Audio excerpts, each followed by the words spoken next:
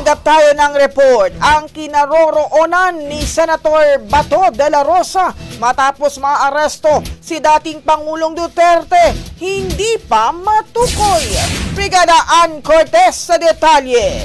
Ibrigada mo! Brigada Live Report. Hindi pa rin ganap na matukoy hanggang sa ngayon ang kinaroroonan ni dating PNP Chief Senator Ronald Bato de la Rosa matapos na naging pag-aresto kay dating Pangulong Rodrigo Duterte. Sa isang panayam, sinabi ni ICC Assistant to Counsel Attorney Cristina Conti na kumpiyansa siyang may susunod pang maaresto ng ICC maliban kay Duterte dahil noon pa lang umano ay nasilip na niya na may 3 pangalan at kabilang dito si de la Rosa. Samantala, matapos na maging usap-usapan sa social media ang paghahanap sa senador, ay atin itong binisita sa kanyang main office pero nakasarado ito at walang katao-tao.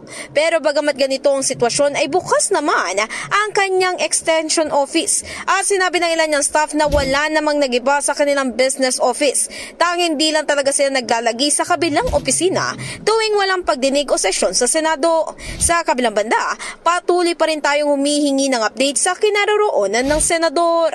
In the heart of changing lives, ito si Brigada Ann Cortez ng 105.1 Brigada News FM Manila, the Music News Authority.